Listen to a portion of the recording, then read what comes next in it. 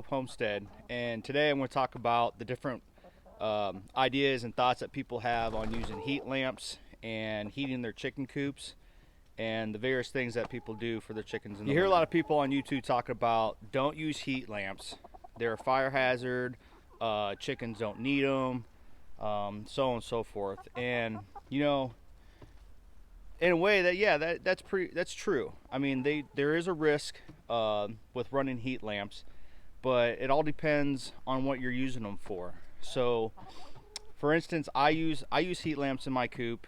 I only use them when it gets super cold out, and I'm talking like 15 and on down. Other than that, I'll cycle them off. But the main reason I use them is because I don't have that many chickens. So I have about a dozen chickens in a 6x8 coop that's probably roughly 8 feet tall at the highest peak at the roost. So and it's pretty wide open, it's well ventilated. So getting with that, you're gonna run into a lot of issues with frostbite and frozen eggs. So my family, we work a lot, we're super busy, so sometimes we don't be able to get eggs until we get home, 6 o'clock at night. There's nothing wrong with frozen eggs, it's just we don't want to deal with frozen eggs, so we run some heat lamps in there when it gets super cold. Now, I don't want to argue about heat lamps, saying whether they're good or bad, and I'm not trying to justify them at all, but I'm just saying it works for me. That's what I use. There is a risk that runs with running heat lamps, and I know those risks. That's the risk I'm willing to take. That's wailing. But I guess I'll have to show you how I secure my heat lamps. People, the biggest fear is, what if your heat lamp falls? What if the chicken knocks the heat lamp off? I pretty much screw mine to the joists in the ceiling and secure them really well.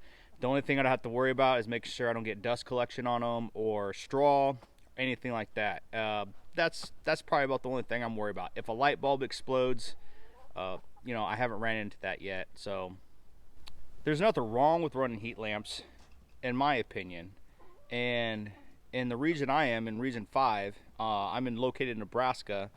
Right now, we're just got a nice snow, so it's not that cold out. But a couple days ago, we were hit with some really wicked weather. And what happened was that we dropped into, like, I don't know, 13 below, so on, maybe give or take a few degrees. We stayed at that for probably 3 or 4 days, and then we went into a thaw out, and I mean instant thaw out. There was 2 days where it got into the 40s, and then the last day we were into the 60s, and in February. So what did that do? That created a ton of fog, and you guys know that moisture is your #1 enemy when dealing with chickens during the wintertime. I shut one of my heat lamps off. They say that moisture or heat causes moisture. Well, chickens do put off a lot of moisture. And that day, it was tremendous amount of moisture. Unfortunately, I didn't shut my doors on my coop. I tried, figured I'd keep it ventilated since it was so hot, and my rooster wound up catching frostbite. We'll look at that later, because I got to put some ointment on him. So we'll take a peek at that when we treat them. Next thing I'm talking about is the lack of sun that chickens get. I don't know, a lot of people don't think about this, but they think, oh, lack of sun, lack of natural light, it's going to slow down egg production. My family, we bought these chickens for eggs and maybe sell a few. So, we don't need our chickens to pound out, produce eggs all the time. But we do want them to be healthy, and we don't want soft eggshells. And that's the problem we were running into, because the chickens were not coming out of their coop. So what we did is we purchased a vitamin D supplement that we put in their water. Now, stay with me. This supplement that we put in their water, it's like an omega-3 vitamin D supplement, and it kind of makes their water look like Mountain Dew. And I'll show you here in a little bit what it looks like. So as far as natural light, I do like the benefit that the lights that I do have, the heat lamps I do have in my coop, they do produce, a light, and it does make the chickens produce a few more eggs. You'll see later my chicken coop has 2 windows that I do have plasticed over, and that is not to keep or maintain heat. That is only to keep snow out. And once you see them, you'll realize they are like house windows, old-fashioned windows. I didn't build this coop. The owner before me built this coop, and it's a very well built coop. This coop's probably about 25 years old, very well built, and I don't have any plans on modifying it or changing it because there's nothing really wrong with what it is. During the wintertime, I put plastic over the windows, just plain and simple. As you can see, I have an outdoor run, and then right now, what we're standing in right now is their outside open run. I do have netting over it. We'll get into that later, and maybe in the next video. But they have probably about a 25-foot by 15-foot run out here. That's just free open. Off the other side is their free range area. So that's pretty much their living quarters during the winter. They don't like coming out here in the winter time. You see snow on the ground. The only reason I got them coming out right now is because I kind of cheated and I put a little bit of scratch out there for them. So let's go take a look inside the coop.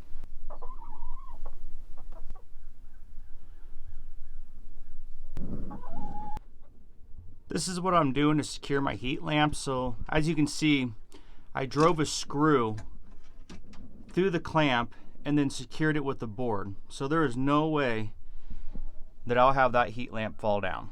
This vitamin D water, it looks like Mountain Dew.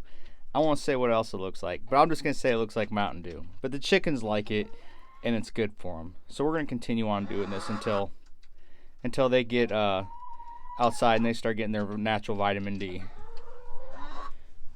As far as bedding goes, I just use your run-of-the-mill pine shavings, whether small flake, large flake, medium flake, whatever's on sale, whatever I can get the cheapest, that's what I use.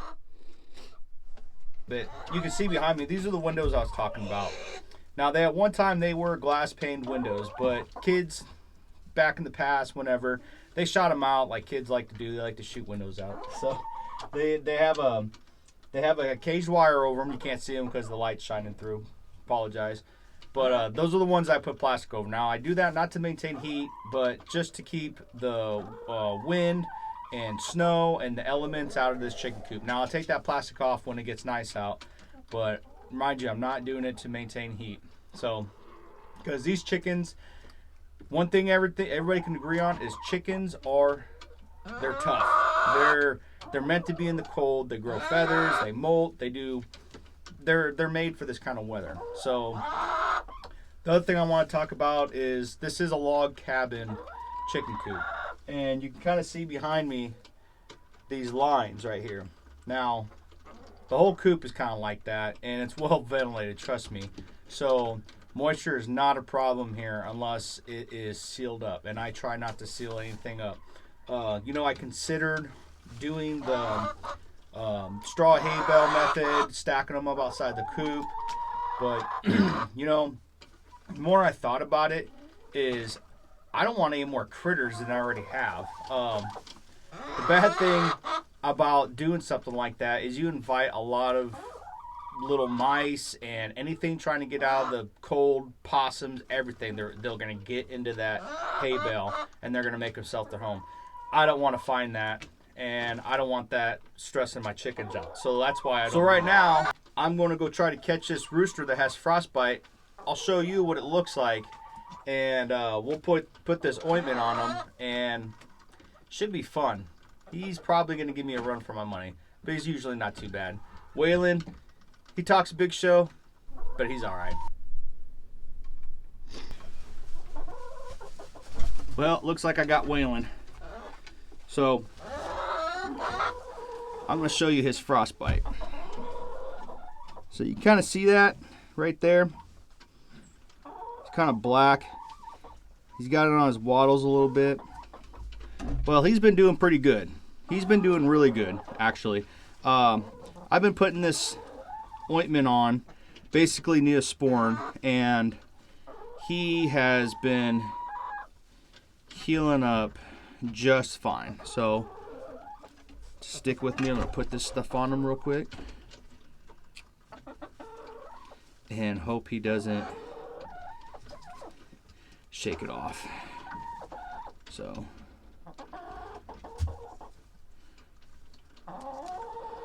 we're just gonna smear that on there. Oh yeah, bud, you're healing up pretty good.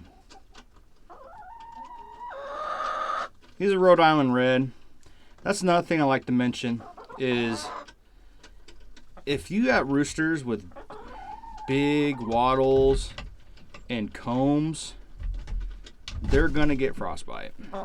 And you know, the unfortunate part of all this is this black stuff, it's gonna fall off. It's dead, so it's gonna come off. And it seems like I got a lot of chickens wanting to lay eggs, and they want me to get out of there. Get your tail butt out of there. Come on. So, yep. I appreciate you, Waylon. I hope you feel better. Ooh, ooh. I always thought that was cool with chickens. No matter what you do, their head, it's like a gyroscope. It always stays center, huh? Alright. Ooh, I got the poo on me again. So. Whew. Alright, so that's what I wanted to talk about. This is what I wanted to show you. What is it? Coghill says, this ain't Martha Stewart's place. You're going to get a little dirty. And we're a little messy right here. This is Jasmine. She's my livestock guardian dog. Now, she's not a Great Pyrenees or nothing like that. She's a cane corso. And she pretty much just barks everything away. Now, the downside to having a dog like this is she also keeps the deer away, the turkeys, and all the cats. So getting cats to take care of mice around here, she doesn't help me out in that department, huh, girl? Nope, not at all. So, yep, just want to let you guys meet my livestock guardian dog, because she's a beast. She's about 130-pound female, huh?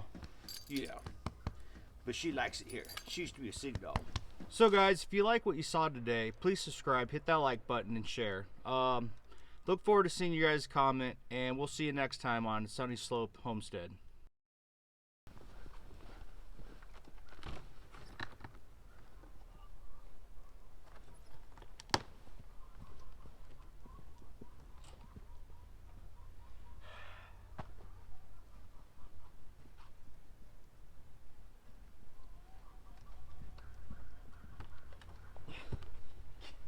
Damn it.